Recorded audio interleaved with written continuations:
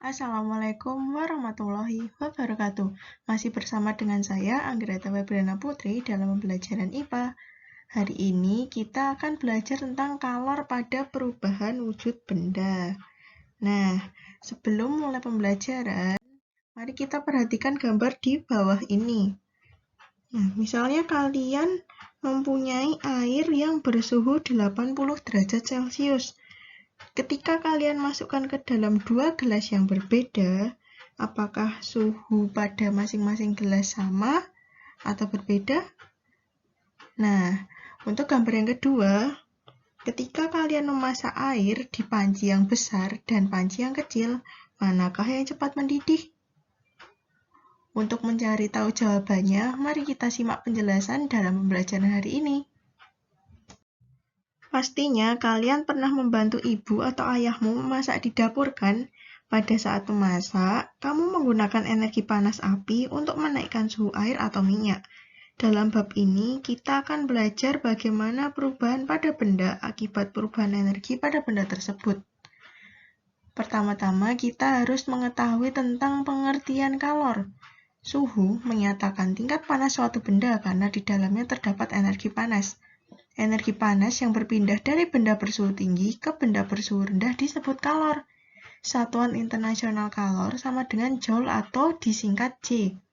1 kalori adalah jumlah energi panas yang dibutuhkan untuk menaikkan suhu 1 gram air hingga naik sebesar 1 derajat Celcius.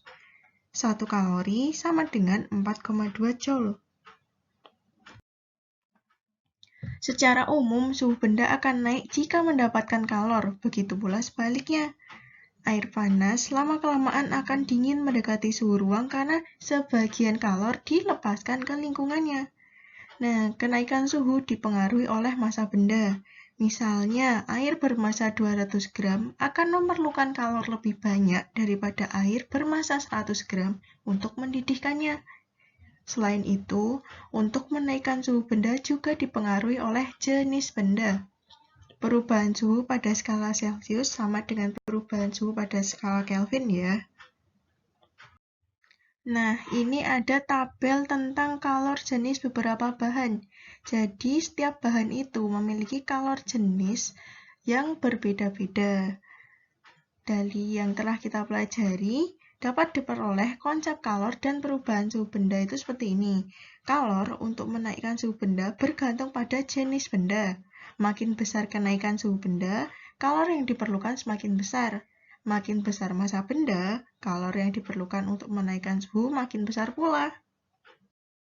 Jika dirumuskan secara matematis, maka kalor yang diperlukan untuk kenaikan suhu atau Q sama dengan kalor jenis atau C kecil dikali massa benda atau M kecil dikali kenaikan suhu atau delta T. Kalau dilambangkan seperti pada rumus ini. Kemudian, cara cepatnya kalian bisa menggunakan segitiga persamaan ini. Terjadinya perubahan wujud sering diamati dalam kehidupan sehari-hari. Contoh yang sering dijumpai yaitu pada air mendidih yang terlihat gelembung-gelembung uap air karena terjadi perubahan wujud dari air menjadi uap. Untuk mendidihkan air, maka diperlukan kalor. Jadi, untuk mengubah zat cair menjadi gas itu diperlukan kalor. Nah, ini ada contoh soalnya. Berapa kalor yang dibutuhkan untuk menaikkan suhu 500 gram air dari suhu mula-mula 20 derajat Celcius menjadi 100 derajat Celcius? Nah, yang diketahui itu kan masanya M, sama dengan 500 gram. Kalau dijadikan kilogram menjadi 0,5. Kemudian, zatnya atau bendanya itu apa? Air kan? Nah, dicari. Kalor jenis air itu berapa? C sama dengan 4184 joule per kilogram Kelvin. Nah, kenaikan suhunya berapa? Delta T-nya sama dengan titik atas dikurangi titik bawah atau titik didih dikurangi titik beku, yaitu 100 dikurangi 20 sama dengan 80 derajat Celcius. Nah, permasalahan dari soal itu apa? Menentukan kalor untuk kenaikan suhu air. Kemudian, cara untuk menyelesaikannya bagaimana? Menggunakan persamaan Q sama dengan C dikali M dikali delta T. Nah, untuk penerapannya seperti ini. Q sama dengan C kali M kali delta T sama dengan 4184 dikali 0,5 dikali 80. Hasilnya 167.360 Joule. Nah, dari hasil ini bisa juga diubah menjadi kilojoule. Nanti hasilnya 167,36 kilojoule. Nah, ini ada beberapa perubahan wujud benda yang dipengaruhi karena kalor. Ada menghablur, menyublim, menguap, mengembun, melebur, dan membeku. Pastinya kalian sudah mempelajari saat sekolah dasar, kan? Saat terjadi perubahan wujud, tidak terjadi perubahan suhu. Kalor untuk mengubah wujud zat disebut kalor laten. Kalor laten itu ada kalor penguapan atau pengembunan yang persamaannya Q sama dengan M dikali U. Q itu kalor yang dibutuhkan atau dilepaskan untuk berubah wujud, M itu masanya, dan U itu kalor penguapan atau kalor pengembunan. Kemudian yang kedua yaitu kalor lebur atau beku. Persamaannya Q sama dengan M dikali L. Nah, hampir sama dengan kalor penguapan. Kalau yang ini bedanya L. Nah, L itu kalor lebur atau kalor beku. Nah, ini ada grafik tentang perubahan wujud benda yang dipengaruhi oleh kalor. Untuk mengetahui besarnya kalor yang diperlukan, kalian bisa menggunakan grafik ini. Ketika perubahan wujud benda itu tidak dipengaruhi oleh perubahan suhu, maka persamaannya menggunakan Q2 atau Q4. Bisa juga Q5, di mana tidak menggunakan delta T atau perubahan suhunya. Nah, ketika terjadi perubahan suhu dari perubahan wujud bendanya, maka persamaannya menggunakan Q1 atau Q3 yang rumusnya Q sama dengan M dikali C dikali delta T. Ini ada contoh soal lagi. Berapakah kalor yang diperlukan untuk meleburkan 5 kg air dalam keadaan beku jika kalor lebur air tersebut 336.000 Joule per kilogram? Nah, yang diketahui masanya 5 kilo. Kalor lebur air atau L sama dengan 336.000 Joule per kilogram. Nah, yang ditanyakan itu kan kalor yang diperlukan atau Q. Cara untuk menyelesaikannya menggunakan persamaan Q sama dengan M dikali L. Nah, penerapannya Q sama dengan M kali L sama dengan 5 kg dikali 3,36 dikali 10 pangkat 5 sama dengan 16,8 dikali 10 pangkat 5 sama dengan 1,68 dikali 10 pangkat 6 Joule. Contoh soal selanjutnya yaitu kalor sebanyak 84 kJ ditambahkan pada 500 gram air yang bersuhu 20 derajat Celcius.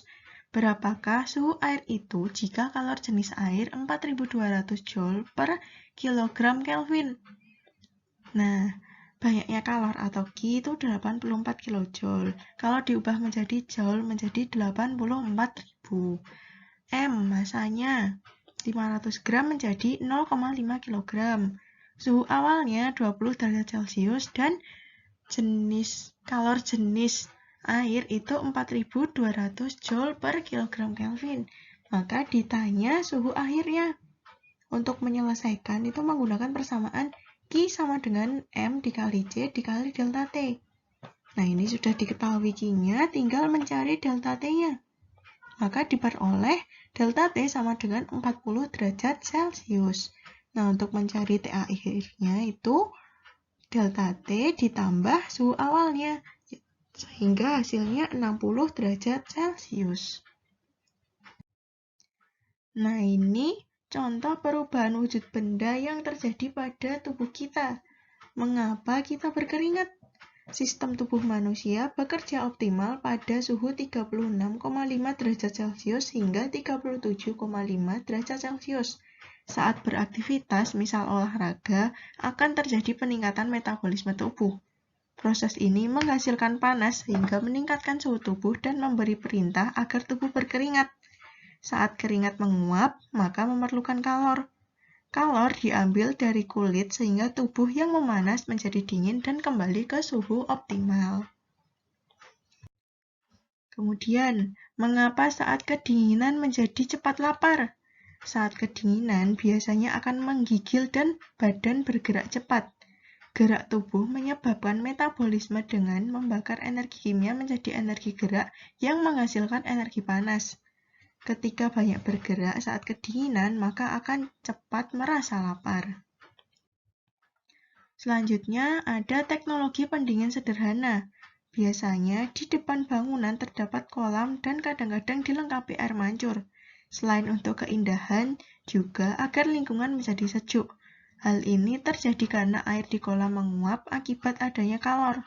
Kalor ini diperoleh dari udara di sekitar kolam, sehingga udara menjadi sejuk dibanding tanpa kolam.